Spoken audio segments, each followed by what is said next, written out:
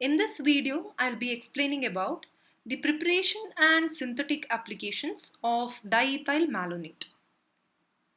So here is the structure of diethyl malonate. So diethyl malonate is nothing but it is a diester of malonic acid. You already know the structure of malonic acid. It has CH2 and which is having COOH groups on either side. Now, this COOH groups, when esterified on either sides, will give rise to diethyl malonate. So, what are the properties of this compound? It is a colorless liquid. It has pleasant smell. It is sparingly soluble in water, but it is soluble in organic solvents like alcohol and ether, and it has a boiling point of 199 degrees Celsius. So first let us come to the preparation of this diethyl malonate. So we start with acetic acid. So when this acetic acid is made to undergo HVZ reaction, if you remember HVZ reaction, it is nothing but Helmholtz-Zielinski reaction, which is used for the alpha halogenation of carboxylic acids.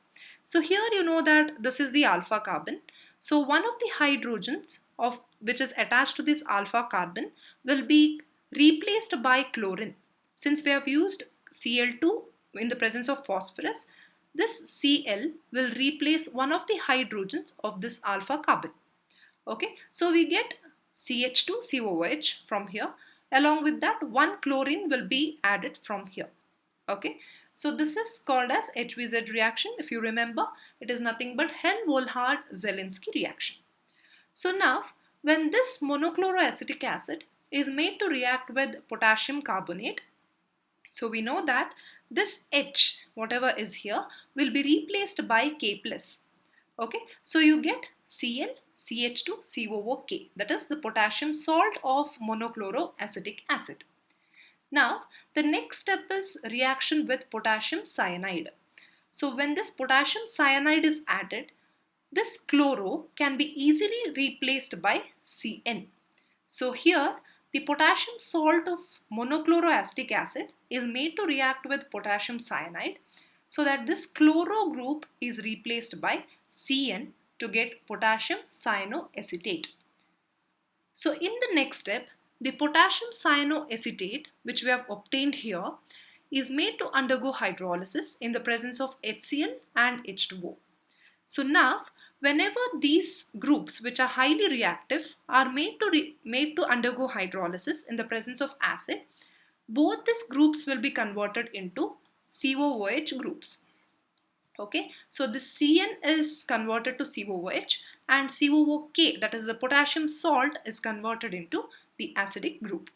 So here this is nothing but malonic acid. As you all already know, the CH2 group which is having on both the sides COOH groups. Okay, so this malonic acid on esterification, that is in the presence of C2H5OH, which is nothing but ethanol, in the presence of catalytic amount of acid, this is esterification reaction. These both COOH groups will be converted into respective esters. So here we have used ethanol, so we get the ethyl esters, and this is named as diethyl malonate. Diethyl because these two are ethyl groups, malonate because it is derived from malonic acid. I think this is clear for now. So first we take acetic acid, make it to undergo HVZ reaction to get monochloroacetic acid. Then on reaction with potassium carbonate, this monochloroacetic acid is converted into its salt, potassium salt. Then on reaction with potassium cyanide, the chloro group is replaced with Cn, the cyano group, to give potassium cyanoacetate.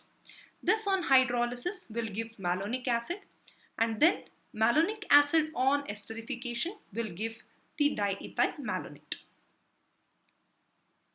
So next, coming on to the synthetic applications of diethyl malonate. So first synthetic application is synthesis of butanoic acid. So first we take this diethyl malonate and make it to react with sodium ethoxide. So once this reagent is added, you have to remember that these two hydrogens, okay, So these two hydrogen, this CH2 is called as active methylene group. Okay, so the hydrogens which are attached to this carbon, okay, which is surrounded by this COO groups on either sides, it is highly reactive. These two hydrogens are highly reactive.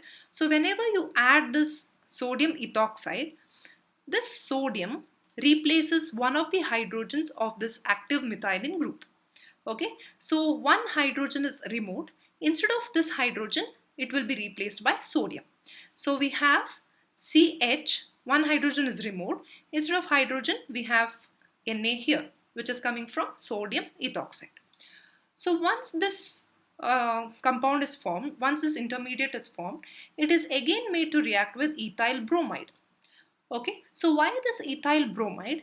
You know that there is bromine here, bromide here. Okay, this bromide can combine with this Na, that is Na plus. So NaBr can be removed off. So what happens when this NaBr is removed? This C2H5 group will come and attach to this carbon. So you can see here all other things will remain same. Okay, instead of Na here, because Na will combine with bromide and gets removed as NaBr, this C2H5 group will come and combine here. Okay, again this on hydrolysis, that is water and in the presence of acid, these two groups will be converted into acidic groups. So COO C2H5 will get converted to COOH group. Again this also will be converted to COOH group. Okay, so now whenever you heat this compound, you should know that whenever there are these COOH groups, on heating carbon dioxide will be released. So one of the COOH group, the CO2 will be removed off, and this H will directly connect it to this one, because this carbon valency is satisfied by this hydrogen, since CO2 is removed as carbon dioxide. So we have C2H5, CH, there is one hydrogen here, so CH2, COOH. Okay, so here we get the product butanoic acid. C2, one more C, so three carbons and one more carbon, so 4 carbons, and it is an acid, so we name it as butanoic acid. Yeah, so next application is synthesis of dicarboxylic acids. So first one we saw monocarboxylic acid, that is butanoic acid. Now if we prepare dicarboxylic acid, we usually get succinic acid from this compound. So again we take diethyl malonate. Okay, and like the previous step, its previous example itself, we take sodium ethoxide. So whenever we add sodium ethoxide, as I told before, the active methylene will be highly reactive. So one of the hydrogens from here will be replaced with sodium. So CH, one hydrogen is replaced by sodium. So sodium. So the H can combine with this part to give C2H5OH. It will be a byproduct. Okay. So we get this by replacement of hydrogen. Okay. So again, here you have to add one more compound. So how do you name this? See, here we have ethyl group and here we have chloro group. Okay, so ethyl chloroacetate. Okay, ethyl chloroacetate. So when we add this compound to this intermediate which you get, that is sodium diethyl malonate, here this chloro group will combine with this Na. Okay, so this can be removed as NaCl. So what happens here is there is a CH which is actually coordinated with which is bonded with this Na plus. So if Na is removed with Cl, this entire group will come and attach here to this C. Okay, so this group is represented here. Okay, and this remaining part which is attached to this carbon is bonded here. I think it is clear. Now again this on hydrolysis by making use of water and in the presence of an acid. So the two ethyl groups which are present here and one more OC2H5. Here there are two OC2H5 groups and here also there are two OC2H5 groups, that is the ester groups. Those will be converted into COOH groups. Okay, so totally there will be 3 carboxyl groups here, 2 carboxyl groups here and 1 carboxyl group here. So again on heating, one molecule of CO2 will be removed. So one CO2 will be removed here. So you get one hydrogen will be remaining here because of removal of CO2. So CH2 COOH, one COOH is already removed, that is CO2 is removed. So one COOH will remain and one hydrogen is already remaining from the COOH group. So you get CH2 COOH and CH2 COOH. There is a bond in between. So this molecule you already know it is succinic acid. Okay, so I think it is clear. This diethyl malonate can be used in the synthesis of dicarboxylic acid by this method. The methodology is somewhat similar to the previous method which we use for butanoic acid synthesis. The first step is the same. Second step, there instead of using bromide in the previous step, here they have used chloro to combine with sodium to remove it as NaCl. That is the main difference. And then it is the same on hydrolysis and then heating we get the required product. Okay. Yeah. So next is the third one, that is synthesis of unsaturated acids. So why we call it as unsaturated? So here if you can see the product, okay, cinnamic acid we are taking the example. So here if you see this is the alpha carbon and this is a beta. Okay, so here this is the carboxyl carbon alpha beta. So these are called as alpha beta unsaturated acids. Okay, so since there is an unsaturation here, cinnamic acid is an example for alpha beta unsaturated acid. Okay, so here again we make use of diethyl malonate and then we add benzaldehyde. So first step what happens here is CH2 and oxygen. This can be removed off as water molecule. Okay, so when this is removed as water molecule, this double bond is directly coordinated with this carbon. Okay, so this CH is directly bonded to this carbon. So we have this compound.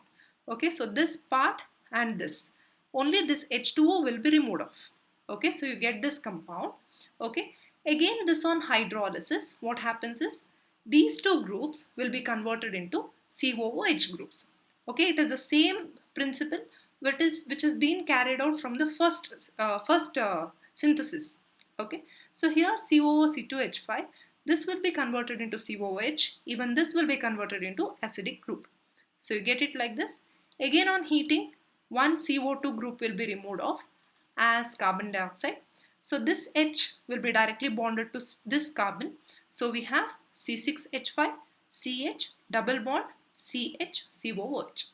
This is cinnamic acid, which is the required product. Next is synthesis of ketones.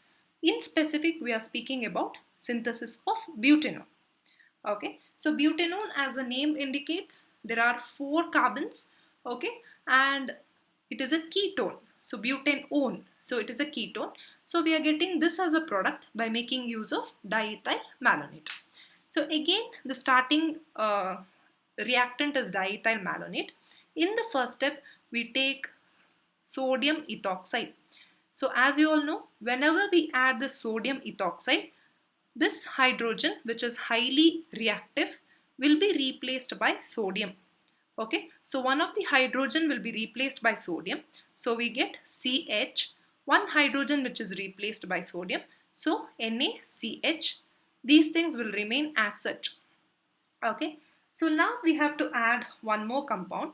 So how to name this compound? Suppose there is a compound like C6H5COCl.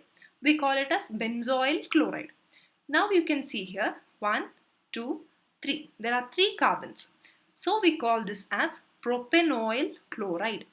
Okay, propanoyl chloride. So we add propanoyl chloride to this compound. So again you know that there is a sodium here. There is chloride ion here. So this Cl and Na can combine together and remove it and can be removed as NaCl. So whatever is remaining here, that is CH3, CH2 and CO, will directly combine with this carbon. Okay, so the structure is as follows. By the removal of Cl and Na, whatever this part is there, it will be directly bonded to this carbon. So we have this compound as the intermediate, and now this on hydrolysis, again whatever the ester groups are there, it will be converted into respective acidic groups and all other things will remain as such. Okay, again on heating, what happens? One of the COOH group, so one COO group will be removed and this H will be directly bonded to this carbon. So we have CH3, CH2, CO, CH2, COOH. Okay. Now to get a butanone, we don't need this COOH group. We just need CH3, CH2, CO, CH3. So what we have to do? We have to remove this COO group also. So what is the method? We have to heat it. Again, there is a removal of one carbon dioxide molecule. So if this is removed, this hydrogen is directly bonded to this carbon. So we have CH3, CH2, CO, CH3. So this is the required product, butanone. Okay, I think it is clear. So in most of this, all of these cases, what we do is we target this active methylene group. We try to replace one of these hydrogens and then we continue the synthetic procedure. Okay, yeah. So coming on to the next synthetic procedure, that is synthesis of barbituric acid. Okay, so barbituric acid is also referred to as malonyl urea. So first what you do is, it is very simple. You take diethyl malonate and you take urea. So formula of urea, I think you already know, NH2CO NH2. It is very simple. So here if you can see, here two molecules of ethanol is removed off. So this is diethyl malonate, this is urea. So C2H5O is there and H is here. So what you can do is, this is removed as ethanol. This is removed as one more molecule of ethanol.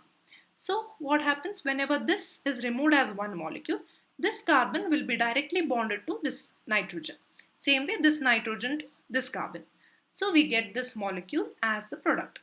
This molecule is referred to as barbituric acid, which is also called in simple terms as malonyl urea. Okay, so these are the 5 different synthetic procedures where we use diethyl malonate as a reactant to produce different types of products like monocarboxylic acids, dicarboxylic acids, unsaturated acids, ketones, as well as in the production of barbituric acid. So in this video, I have explained about how to prepare diethyl malonate, how do you use this diethyl malonate to synthesize other important compounds, okay, and what is the importance of active methylene group and what is the reactivity of these active methylene groups which can be utilized to produce so many other compounds or so many other derivatives.